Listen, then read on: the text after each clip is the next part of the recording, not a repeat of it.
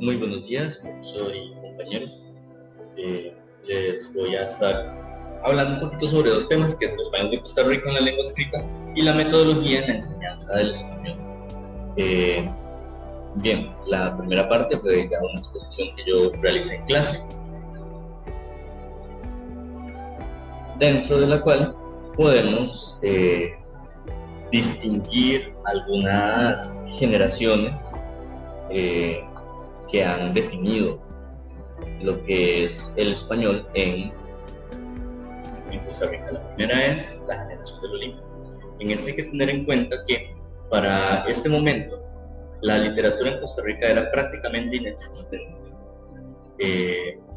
No es hasta 1830, más o menos, que ingresa la primera imprenta en Costa Rica, teniendo en cuenta que la imprenta se inventó en el siglo XV. Por tanto, pasaron 3 siglos para que llegara la primera imprenta a nuestro país. ¿Cómo se caracteriza esta primera generación de escritores costarricenses? Bueno, la primera es que estaban de acuerdo con el Estado liberal. Entonces, ellos asumen el proyecto de identidad nacional, mientras los proyectos de conformación del Estado estaban a cargo de los políticos. La élite intelectual se encargó de modelar aquello que se llama el ser costarricense. Ese ser costarricense es falso, no es real, porque primero que nada se basa en situaciones como el vallecentrismo. Toda la literatura de este tiempo es absolutamente centrada en el Valle Central. Esta literatura empieza a tener una disyuntiva entre los valores modernos y la tradición nacional, porque este proyecto de identidad nacional ponía esos valores, esa tradición, como el fundamento de la identidad, pero a la vez existían todos los valores liberales que se contraponían a ello, que todo el modelo de progreso, el modelo de producción, ojalá el modelo de industrialización, iban en contra de esos valores tradicionales basados en una cultura netamente campesina. Para estos autores, el dinero, entonces, que viene con todo el progreso del Estado liberal, se muestra como un corruptor moral. Entonces existe, igualmente como con los valores, existen una disyuntiva entre las formas modernistas y las formas costumbristas. Una facción de la generación del Olimpo consideraban que Costa Rica tenía algo que decir desde su propia cultura. Esos eran los costumbristas, como Ángel Echeverría, como Manuel González de León, y había otros que enfatizaban las formas modernistas, como Ricardo Fernández Guardia. Entonces, su lenguaje y sus historias normalmente se centraban únicamente en clase alta, o incluso inventaban historias de otros países, ni siquiera historias que hayan sido dadas mismo en Costa Rica. En esto sí se utiliza el lenguaje campesino, aquellos que apelaban por el costumbrismo. No obstante, siempre se seguía viendo como una especie de superioridad, porque el lenguaje campesino incluso se miraba como una forma de chota y como algo inferior a las propuestas que tenía específicamente esta realidad liberal, esta realidad moderna. La siguiente es la generación del repertorio americano. En esta ya el costumbrismo empieza a verse de una forma netamente positiva. Se habla de una tradición perdida, entonces, mientras que antes existía una lucha, una disyuntiva entre costumbrismo y los valores modernos, para esta generación ya esos valores tradicionales han quedado completamente relegados al pasado, ya no existen ni se pueden recuperar. Entonces, cuando se habla desde la mirada campesina, se mira desde una mirada como nostálgica, porque es algo que ya no va a llegar. Esa idea del costarricense como el campesino o labrador noble, sencillo, puro, queda atrás, se da algo perdido. Pero a la vez se siguen replicando algunos esquemas morales, como la censura del placer sexual. El placer sexual era únicamente admisible dentro de el matrimonio. Entonces, e incluso dentro del matrimonio, siempre y cuando fuese desde una perspectiva de reproducción. Entonces era sumamente machista y a la vez restrictivo con ese placer. Aquí empezamos a ver ya una disyuntiva entre el progreso económico y el progreso social.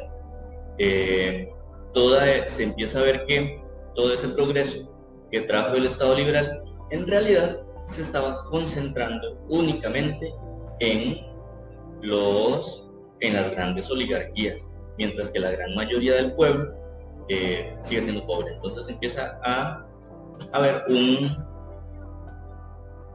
tema social dentro de la literatura, de denuncia social. Es la primera vez que empieza.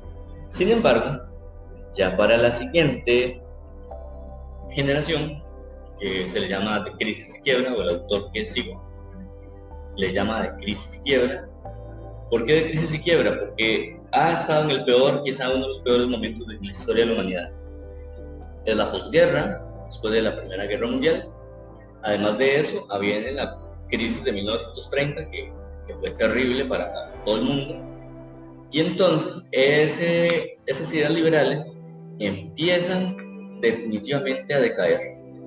La literatura ya no simplemente empieza a ver esas situaciones sociales, sino que las denuncia activamente y se posiciona en contra de las posturas liberales y se abre entonces a las periferias. Ante tal desastre, ante tal desorden social y ante tanta crisis, la literatura empieza a tener ese sentido de nostalgia, como Julián Marchena con su poema Vuelo Supremo, ¿verdad? Que evoca un pasado y además de eso una realidad utópica, es decir, algo que nunca se va a poder alcanzar. Seguidamente, la generación del 40 es radical en cuanto a sus temáticas. En cuanto al español, pues utiliza un lenguaje coloquial, no se centra ni en lo culto, ni tampoco en lo propiamente costumbrista, sino que utiliza un lenguaje coloquial, el lenguaje normal que se utiliza en cualquier conversación en la sociedad. Aquí las periferias son vistas de forma positiva, empieza a abrirse a las periferias del país, ya no solamente hablando desde el Valle Central, sino que vemos novelas como Mamita Yunay, que se centra en Limón, en las Bananeras, y por tanto hay una gran preeminencia de la denuncia de cómo el sistema explota a los trabajadores. Muchísimos de estos autores son comunistas. De hecho, Mamita Yunay no es más que la literalización de un informe sindical. Entonces vemos cómo se ve, ¿verdad? Esa completa disyuntiva. Progreso económico no significa progreso social, porque son números. Progreso económico son números nada más, pero muchas veces esa riqueza que se genera no es suficientemente repartida, que es el problema del capitalismo, ¿verdad? Genera mucha riqueza, pero no es para todos. Luego viene el periodo de la Segunda República. Este es un periodo bastante largo, más o menos hasta la década de los 80, donde inicia y se consolida el estado de bienestar. Entonces, todos aquellos aspectos en el que la sociedad empieza a cambiar, empieza a haber garantías sociales, empieza a ser la Costa Rica que conocemos en la actualidad. Las universidades públicas, la caja de seguro social, se forma ese estado de bienestar. Igualmente, este estado de bienestar apuesta por la educación. Entonces sucede que la tradición oral termina. ¿Por qué razón? Porque las escuelas se extienden a todo el país. De hecho, normalmente vemos todas las escuelas rurales, normalmente fueron fundadas en los 50, en los 60, en los 70, y al ya tener todas las personas la capacidad de leer y escribir, entonces la tradición oral empieza a ir decayendo. Algo interesante de este periodo es el que ya empieza a verse las clases populares urbanas. en todo el tiempo anterior, las clases populares urbanas no se miraban, solamente el campesinado. En sí la clase popular urbana no existía porque San José era una ciudad muy pequeñita, con muchos progresos, pero no existía en sí una sociedad urbana. En realidad eran unos cuantos edificios rodeados de campo. Entonces las clases populares no eran urbanas, eran campesinas. Y entonces empieza a verse el lenguaje popular, incluso desde posiciones obscenas, como las que podemos ver en la isla de los supersolos, que las descripciones son crudas y utiliza pues el lenguaje que utilizaban los presos en aquel tiempo, que podemos imaginarnos que no iba a ser jamás un lenguaje culto ni un lenguaje popular. Ahora sí, a partir de la década de 1980 llegamos al proceso de la globalización y la posmodernidad.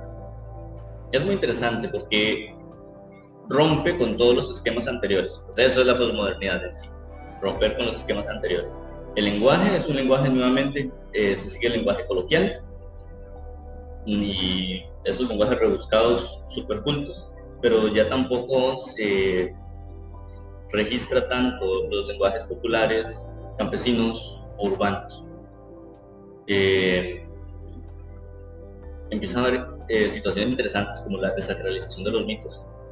Normalmente en toda la literatura anterior lo sagrado no se tocaba, o no se hablaba del todo, o se protegía, o se ignoraba, pero no se iba a hablar jamás en contra de la religión. Ya aquí empezamos a ver críticas hacia la religión y hacia sus mitos. Además hace una reinterpretación de la historia oficial. Ya esa situación de que se creía que el costarricense era blanco, era un campesino labriego sencillo, basado en una familia heteropatriarcal, etcétera, etcétera, ya no. Los mitos como el de Juan Santamaría empiezan a decirse, no, eso, al parecer no hay suficientes evidencias históricas para que ello sea así, y se integran a la literatura. Y otro aspecto interesantísimo es el elemento fantástico, que eso no había sido explotado en la literatura costarricense. Por eso puse aquí la foto de Rafael Ángel Herrera, que escribió El Caballero de la... No, perdón. Que escribió Viaje al Reino de los Deseos, que es una historia de caballería escrita en Costa Rica, que es muy interesante. De hecho, personalmente en el colegio fue como de las lecturas que más disfruté, porque no solamente era un elemento fantástico, sino también tenía mucha profundidad filosófica y analítica de la sociedad y de la interioridad de las personas. Empezamos a ver, producto igual de la posmodernidad, la desintegración moral y social y una nueva revisión de las culturas periféricas. Los indígenas, los negros, ya no se escribe desde fuera, es decir, un autor del Valle Central que intenta reivindicar las culturas periféricas, sino que ya empezamos a ver literatura que surge desde las periferias del país, como lo tenemos por ejemplo a Quincy Duncan, que es un escritor limonense. El paso por estos aspectos de la literatura es sumamente importante. Recordamos primeramente que la literatura es el primer modo en el que las personas podemos estudiar el pasado de la lengua. Entonces es un registro anecdótico de cómo hablaban nuestros antepasados. Por ejemplo, leer los cuentos de Magón es sumamente interesante porque es como una foto de San José a principios de los 1900, y de las formas de actuar, de las formas de pensar y, por supuesto, de las formas de hablar de todas las personas, tanto clases altas como clases bajas, que era lo interesante de esta facción a la que pertenecía Magón en la generación del Olimpo. Hasta aquí, un poquito de algo muy somero sobre el español en la literatura costarricense. Vamos a hablar ahora de otro aspecto sumamente interesante para nosotros como docentes, y son los aspectos metodológicos de la enseñanza del español en Costa Rica. Todo esto ha sido tomado pues, de la fuente primaria, donde podemos hablar de aspectos metodológicos en cuanto a la enseñanza del español, que es el programa de español de educación de tercer ciclo y diversificado. Allí se nos habla de las competencias que debe tener un estudiante. Bueno, es decir, un estudiante al salir del sistema educativo debe tener mínimo estas 6 competencias. Un dominio en el código lingüístico, es decir, sepa hablar bien. La adecuación en el mensaje a las palabras en los diferentes contextos, ¿verdad? Sabemos que existen diferentes códigos de habla, pues el popular, el culto, el coloquial, ya los propios de cada grupo social o de las periferias, ¿verdad? De cada región del país. Entonces, que se logre adecuar al lugar el lenguaje que está utilizando. La cohesión textual, por tanto, implica también que el estudiante tenga la capacidad de producir textos que tengan coherencia y que sean profundos. La unión y estructuración de las frases es muy relacionado al anterior, que haya coherencia y relación entre los diferentes significados de un texto. Es decir, que si va a empezar a redactar un texto, sea una situación unitaria, no sea simplemente escribir frases al azar, inconexas, sino que todas lleven una coherencia y una correlación. Y una sumamente importante, tener dominio para solucionar los problemas comunicativos que se presentan cuando hablan.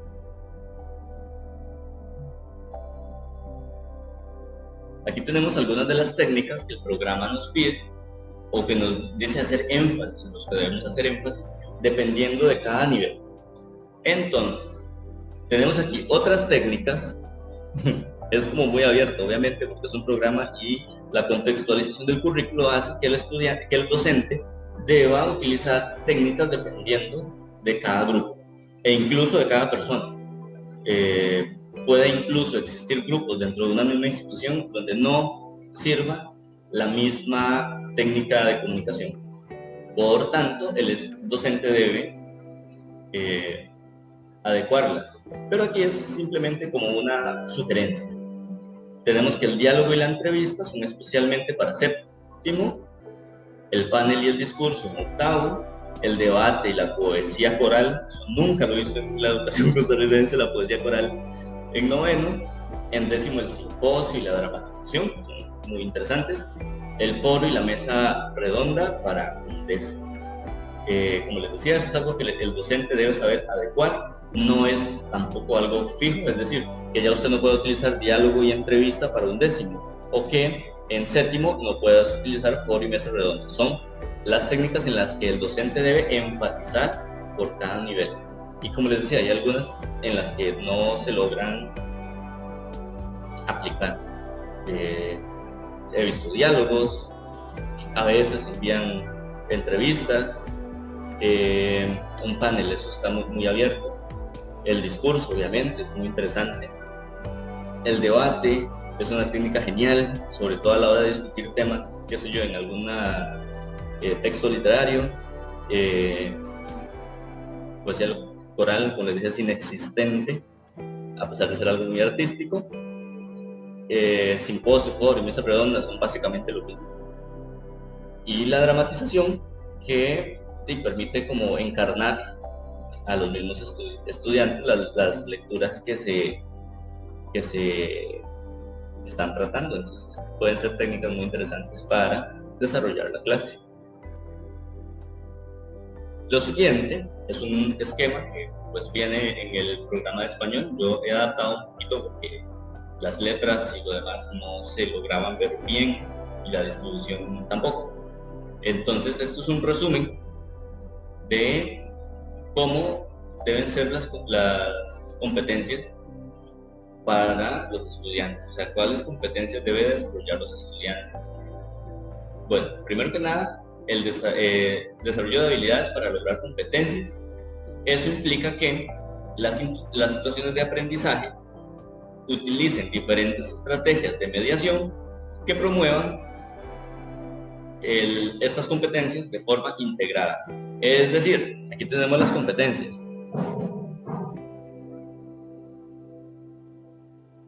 Bien, como les decía, algunas o las competencias son la lingüística, la sociolingüística, la sociocultural, la discursiva textual, la estratégica y la semiológica. Todas estas competencias están completamente interrelacionadas, no son aparte. Es decir, alguien que sepa hablar, no puede ser que sea alguien que sepa hablar, pero no sepa adecuarlo a su cultura o al contexto en el que está, ¿verdad? Todo ello va relacionado y por tanto las situaciones de aprendizaje deben procurar incentivar el desarrollo de todas estas competencias a la vez. Otro aspecto que es sumamente importante es las fases del análisis literario. Anteriormente se nos enseñaba a leer únicamente para saber cuál era el autor, las características del género y del movimiento literario y ese tipo de cosas. Eso que veíamos antes como análisis de texto literario es simplemente el paso 3 o la fase 3.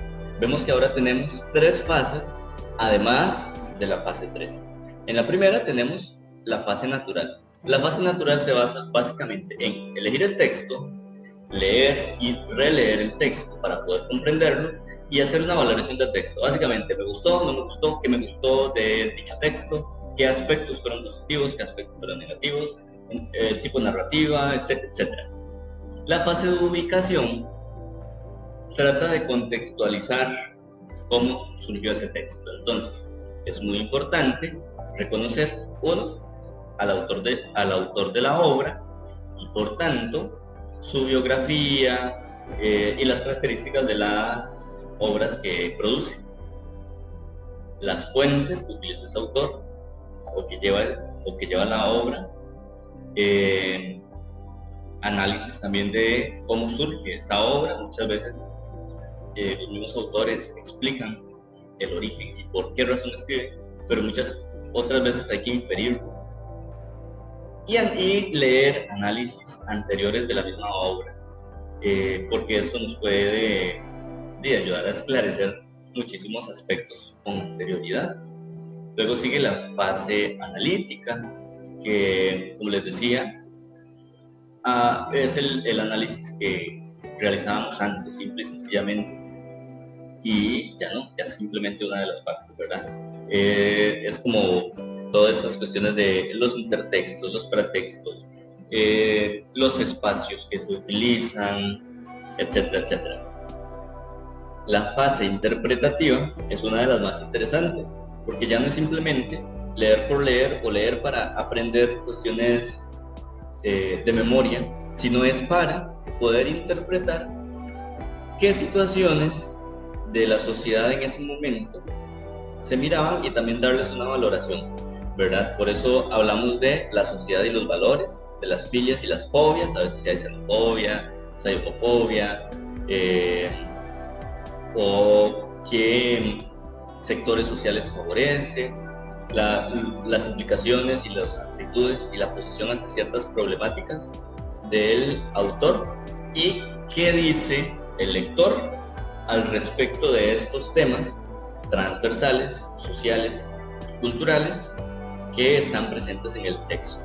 Leer ya no es solamente para analizar mecánicamente, que sería en la fase 3, tampoco es leer simplemente por entretenimiento, porque qué diferencia habría entre leer y ver una novela, sino que la lectura debe llevarme a analizar la realidad, porque toda lectura, quiera o no quiera, tenga o no tenga la intención, siempre nos va a tomar como una foto, una muestra de las actitudes y de los valores de la sociedad en el momento que se escribieron. Y esas mismas actitudes, esos mismos valores, esas filias, esas fobias, se pueden seguir replicando o no en la actualidad. Es importante entonces resaltarlos, destacarlos. Eso sería todo hasta el momento. Espero que haya quedado bastante claro y muchísimas gracias.